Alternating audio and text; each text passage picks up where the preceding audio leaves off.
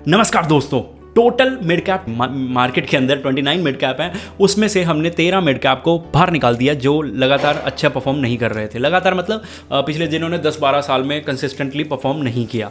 16 mutual fund ऐसे थे जिन्होंने most of the time perform किया है और ये एक अच्छा नंबर है कि 29 में से 16 तो परफॉर्म कर रहे थे। तो चलिए, लेकिन 16 में से भी कुछ ऐसे म्यूचुअल फंड हैं जो लास्ट 3-4 ईयर्स में 5 ईयर्स में बहुत ख़राब कर रहे हैं। कोविड के बाद उनकी दिशा पलट गई या फिर मैनेजर चेंज हो गए। तो इन 16 में से भी कुछ म्यूचुअल फंड निकलेंगे। कौन से हैं वो देखेंगे इस वीडियो के अंदर, और उसके साथ साथ हम देखेंगे कि जो म्यूचुअल फंड बच गए हैं उनको हम करेंगे डिटेल के अंदर रिव्यू।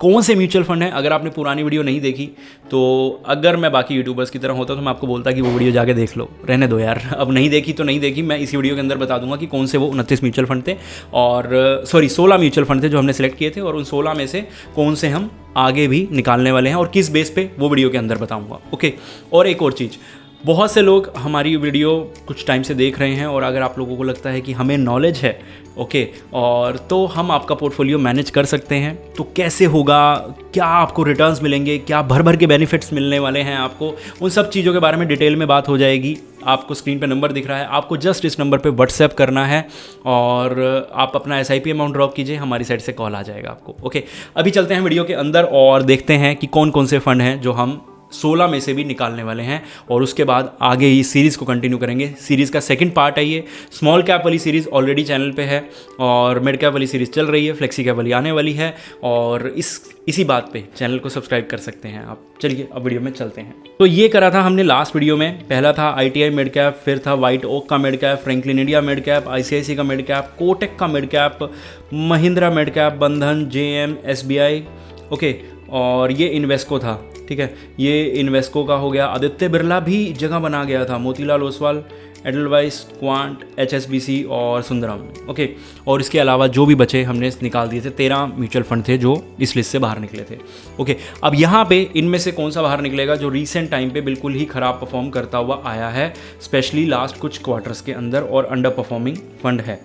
ओके, सबसे पहले अगर मैं ITI की बात करूँ तो ITI ये रहा। ओके, लास्ट 2 क्वार्टर अगर मैं छोड़ दूं तो उससे पहले ये लगातार अच्छा परफॉर्म कर रहा था और उससे पहले भी परफॉर्म कर ही रहा था, लेकिन मैं इस क्वार्टर तक ही मेज़र कर रहा हूँ।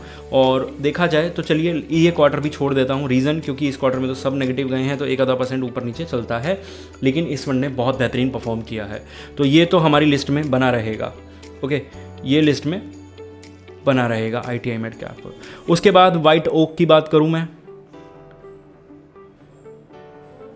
व्हाइट ओक ने बीच में 2 क्वार्टर में 1-1%, 2-2% रिटर्न कम दिया कैटेगरी एवरेज से, लेकिन उसके अलावा बहुत अच्छा। और अब गिरते वक्त भी -3%, बाकी जबकि कैटेगरी एवरेज की बात करूँ तो -6% है। तो इसको भी लिस्ट में जगह मिलती रहनी चाहिए। व्हाइट ओक भी लिस्ट में बना रहेगा। उसके बाद 3rd नंबर पे है फ्रैंकलिन का मिड कैप। फ्रैंकलिन का ढूंढते हैं कहाँ पे है, ये रहा फ्रैंकलिन।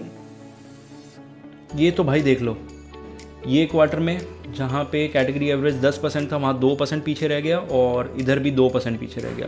इसके अलावा किसी भी क्वार्टर में इसने ख़राब परफॉर्म नहीं किया। लास्ट 6 क्वार्टर में बहुत ज़बरदस्त चल रहा है। उसके बाद ये कंसिस्टेंट के साथ अभी रीसेंट टाइम पे भी इनमें ग्रोथ है, तो ये दोनों का कॉम्बिनेशन हमारे पास बन जाएगा। और उसके बाद और भी छोटी छोटी बारीकियां हैं जो हम चेक करेंगे, लेकिन अभी के लिए हमें 3 फंड तो मिल गए हैं। ओके, अब ICICI प्रूडेंशियल का चौथा फंड, इसने इस क्वार्टर में नहीं दिया, ये क्वार्टर में नहीं दिया और फिर यहाँ पे गिरा भी ज़्यादा, लेकिन बीच में इसने अच्छा परफॉर्म किया। तो अब आप मुझे बताएंगे कि ICICI को लिस्ट में रखना है या नहीं रखना, क्योंकि मुझे ये लगता है कि बहुत सारे लोगों के पास है भी नहीं, तो शायद रखने का फ़ायदा ना भी हो। ओके, वैसे भी मैं सोच रहा हूँ, एक्सपेक्ट कर रहा हूँ कि इस वीडियो से 12 फंड मिल जाएँ, वही बहुत है, 4 फंड तो निकले, तो शायद पहला फंड ICICI हो सकता है, लेकिन इसको आप बताओगे। ओके, इसको मैं अभी के लिए क्वेश्चन मार्क वाली सिचुएशन में रख रहा हूँ, आप कमेंट करके बताओगे ICICI का करना है या नहीं करना। उसके बाद कोटक और महिंद्रा आगे ही लिस्ट में है। कोटक की बात करूँ तो भाई इसने तो रीसेंट टाइम पे बहुत ही घटिया परफॉर्म करा है। ये बीच में 22% ज़रूर दिया, लेकिन उससे पहले घटिया परफॉर्म कर रहा था और यहाँ पे डाउनसाइड। तो कोटक को भी, क्योंकि कोटक बहुत सारे लोगों के पास है, तो कोटक पे भी एक क्वेश्चन मार्क है। ओके।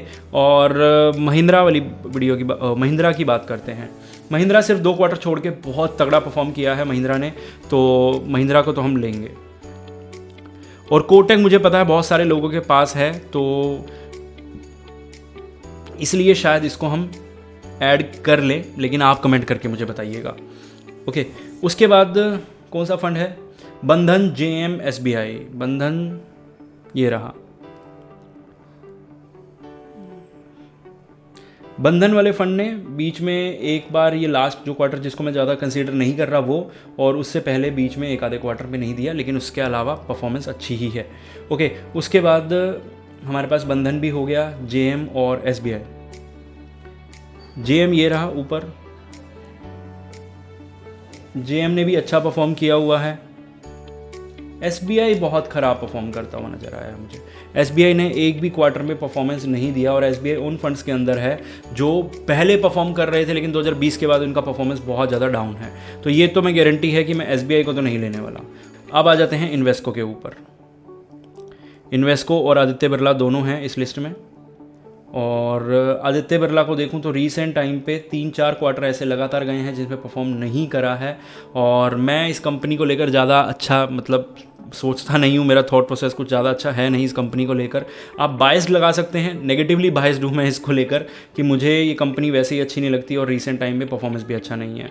इन्वेस्को ठीक है, हम लेने वाले हैं। जेएम ठीक है, बंधन ठीक है। अब रह गए लास्ट के, अभी मैंने 1, 2 और अगर आईसीआईसी निकाल दूं तो 3। एक फंड और निकल ही जाएगा आराम से इनमें। मोतीलाल और एडलेविस को तो देखने की ज़रूरत ही नहीं है, आपको भी पता है। क्वांट को भी देखने की ज़रूरत नहीं है, क्वांट ने परफॉर्मेंस ही अपना रीसेंट टाइम पे शुरू किया है, तो क्वांट भी बहुत बढ़िया है। बेशक अभी 1-2 क्वार्टर से परफॉर्म नहीं कर रहा, तो इसको भी, और बहुत सारे लोगों के पास है तो इसको तो कैसे छोड़ सकते हैं हम, ठीक है। ये तो फेमस होने की वजह से। अब रह गया एचएसबीसी और सुंदरम। तो एचएसबीसी की अगर मैं बात करूँ, यहाँ पे भाई एक क्वार्टर नहीं छोड़ा इसने जहाँ पे इसने ख़राब परफॉर्म किया हो।